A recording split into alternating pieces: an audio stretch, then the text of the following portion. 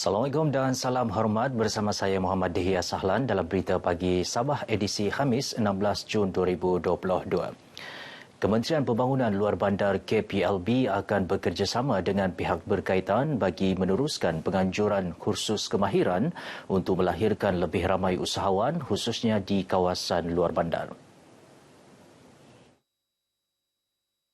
Menterinya Datuk Jahid Jahim berkata, inisiatif ini juga bagi membuka peluang kepada mereka menjalankan perniagaan secara kecil-kecilan menerusi saluran betul. Ini adalah bertujuan untuk selain memberi ilmu, juga mengharapkan apabila mereka kembali ke tempat masing-masing nanti, mereka dapat memulakan usaha niaga kecil-kecilan untuk membantu menambah pendapatan keluarga. Saya mengharap dan berdoa mereka berjaya dalam kehidupan selepas keluar daripada Dewan ini. Beliau berkata demikian kepada RTM selepas merasmikan kursus kemahiran pembuatan aiskrim di Tamparoli. Sementara itu, peserta kursus yang ditemui mengakui kursus berkenaan banyak membantu mereka mengenai cara pembuatan aiskrim serta peluang untuk memulakan perniagaan. Sepanjang kursus yang dijalankan sepanjang 3 hari ini, kami telah belajar 10 resepi untuk aiskrim dan juga 1 resepi untuk aiskrim Malaysia yang murah kos. Harap-harap kalau ada peruntukan di masa dekat, masa akan datang, saya akan cuba untuk membuat bisnes sendiri. Kursus percuma anjuran KPLB dengan kerjasama pejabat daerah Tuaran, Tamparoli dan Kiula ini disertai 30 peserta terdiri daripada golongan B40. Dewan Bandaraya Kota Kinabalu DBKK akan menjalankan operasi dari rumah ke rumah untuk menyemai kesedaran mengenai keperluan melesenkan anjing peliharaan. Turut dilaksanakan kempen kesedaran berhubung isu anjing liar yang menimbulkan kegusaran dalam kalangan masyarakat. Mayor Bandaraya Kota Kinabalu, Dato' Norliza Awang Alip berkata, inisiatif itu diambil selepas satu mesyuarat dan perjumpaan diadakan bersama Badan Bukan Kerajaan NGO dan Jawatankuasa Perumahan Sekitar Bandaraya Kota Kinabalu. DBKK juga akan mengeluarkan draft baru untuk memperbaiki Undang-Undang Kecil, Pendaftaran dan Kawalan Anjing 1963. Satu sesi engagement ataupun untuk mendapatkan maklum balas dan juga sesi percambahan minda, if I can say, antara DBKK, NGO dan juga Jawatankuasa Penduduk. Kami ada 2 interest yang terpaksa kami imbangkan. Satu, interest pencinta-pencinta binatang. On the other hand, kami juga terpaksa mengambil berat tentang aduan-aduan yang diterima berhubung dengan anjing-anjing yang berkeliaran. Datuk Norliza bercakap kepada RTM di pejabatnya di Kota Kinabalu. Dalam pada itu, beliau memaklumkan pihak Jawatankuasa Penduduk akan membantu DBKK menangkap anjing liar menggunakan perangkap. Setakat Mei lalu, sebanyak 183 aduan mengenai isu anjing liar diterima DBKK, melibatkan kawasan Menggatal, Telipuk, Sepanggar, Kepayan dan Luyang. Baik, beralih kepada perkembangan semasa COVID-19, angka jangkitan harian terus meningkat dengan 98 kes baru semalam. 16 kes lebih tinggi berbanding hari sebelumnya. Kota Kinabalu masih mencatatkan kes harian tertinggi dengan 34 kes baru meskipun mencatatkan penurunan 7 kes semalam. Menerusi kenyataan Menteri Kerajaan Tempatan dan Perumahan Sabah Datuk Seri Panglima Masidi Manjun, secara keseluruhan 9 daerah mencatat peningkatan kes baharu berbanding 7 daerah yang merekodkan penurunan. Hanya 11 daerah tidak mencatatkan sebarang jangkitan berbanding 14 daerah sebelum ini. Daerah Sandakan dan Papar yang sebelum ini tidak merekodkan sebarang jangkitan mencatatkan kes baharu semalam masing-masing 7 dan 6 kes. Sementara Penampang mencatat 22 kes baharu berbanding 13 kes sebelum ini. Kesemua kes baharu berada dalam kategori 1 dan 2. Baik, seterusnya ikuti statistik terkini kes baharu mengikut daerah dan kadar vaksinasi bagi Sabah.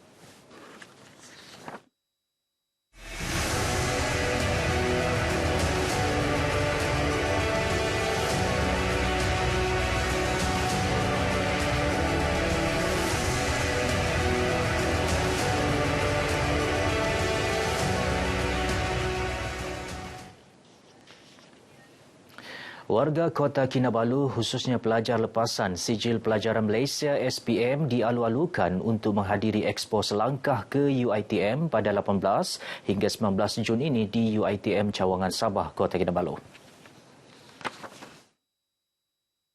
Menurut Timbalan Rektor Bahagian Hal Ehwal Akademik UiTM Cawangan Sabah, Dr. Firdausi Sufian, Expo berkenaan menawarkan pelbagai pameran mengenai kursus yang ditawarkan di UiTM seluruh negara. Ia merupakan penganjuran secara fizikal pertama selepas 2 tahun tidak diadakan akibat pandemik COVID-19. Jadi ambillah peluang kali ini untuk bertanya, melihat program-program yang ditawarkan di UiTM. Jadi kita ada lebih daripada 100 program yang ditawarkan kepada seluruh warga Sabah untuk lihat sendiri program-program yang ada, dan pada masa yang sama juga ambillah peluang itu untuk membawa sijil SPM, dan sebab pada masa yang sama juga kita akan buat semakan terus.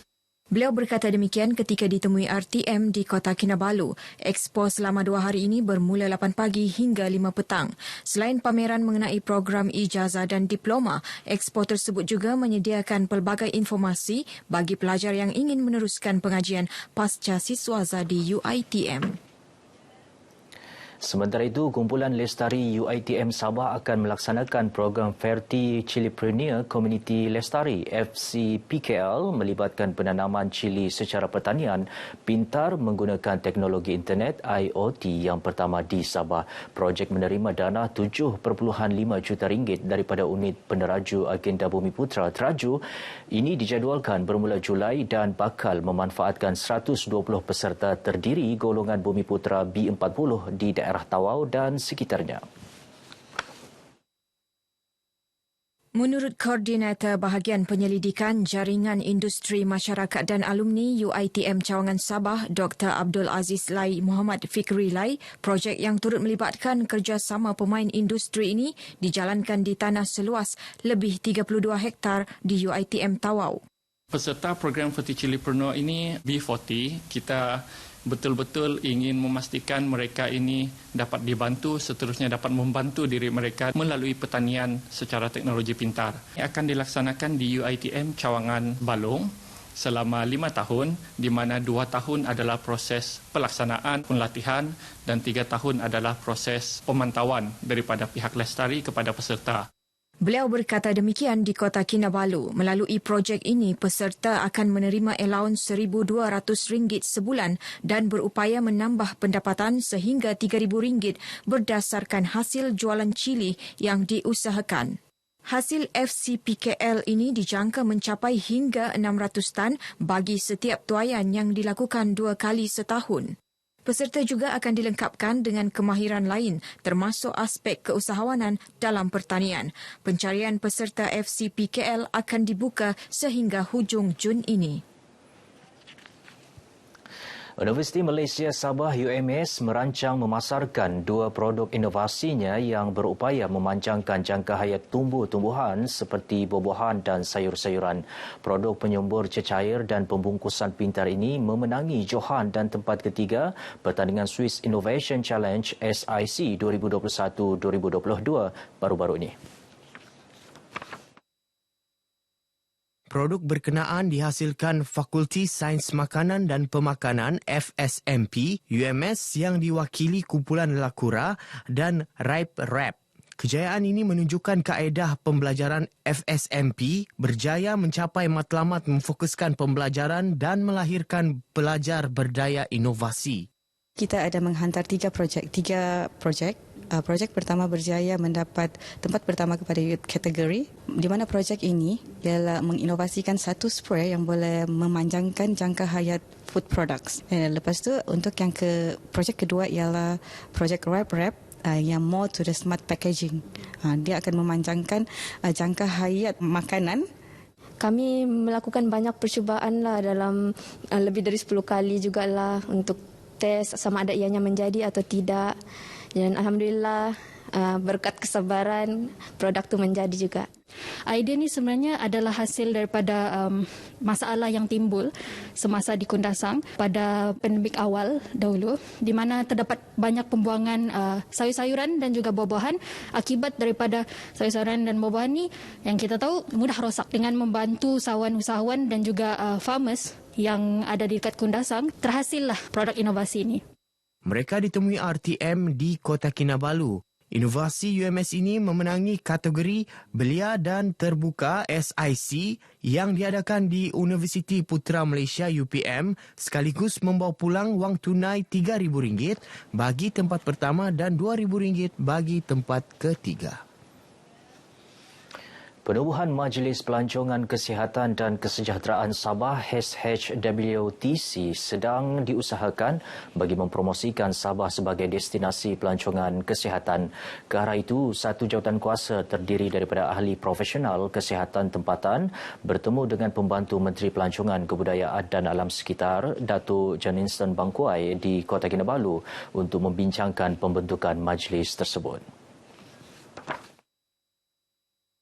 Menurut kenyataan Ketua Jawatankuasa tersebut, Dr. Anil Kumar, SHWTC dapat bertindak sebagai pusat sehenti berkaitan paradigma kesihatan bagi mengangkat pelancongan kesihatan di Sabah. Beliau yakin adanya prasarana dan kemudahan sektor pelancongan kesihatan akan menjadi pasaran baharu bagi negeri dan mampu membawa hasil tinggi.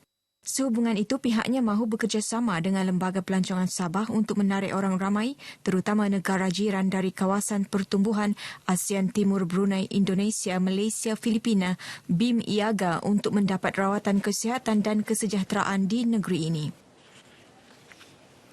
Sabah FC memutuskan untuk menurunkan harga tiket perlawanan Liga Super yang berlangsung di Stadium Likas Kota Kinabalu bermula dengan perlawanan pasukan itu menentang Sri Pahang FC Sabtu ini. Ia bagi menggalakkan lebih ramai peminat Sabah FC menyaksikan perlawanan sekaligus membakar semangat pemain untuk beraksi cemerlang. Menurut Ketua Penyelaras Venue Sabah FC Samsudin Muhammad Shah, tempat duduk grandstand dijual dengan harga RM32 bagi dewasa dan RM23 bagi kanak-kanak. Manakala bagi kawasan Old Fortress, tiket dijual RM22 bagi dewasa dan RM16 bagi kanak-kanak. Sementara kawasan PT Zone dan Scoreboard, tiket dijual RM15 bagi dewasa dan RM11 bagi penonton kanak-kanak.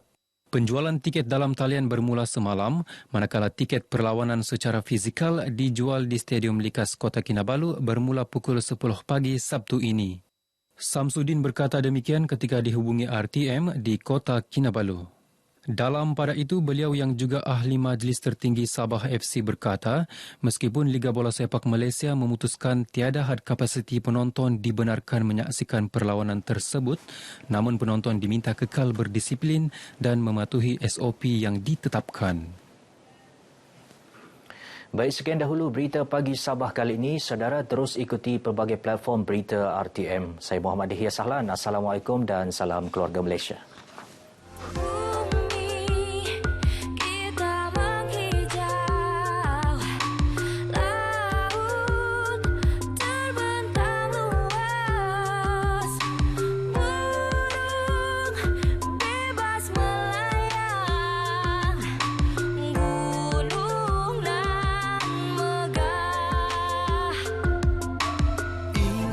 Kita kepada mereka yang dahulu berjuang untuk negara.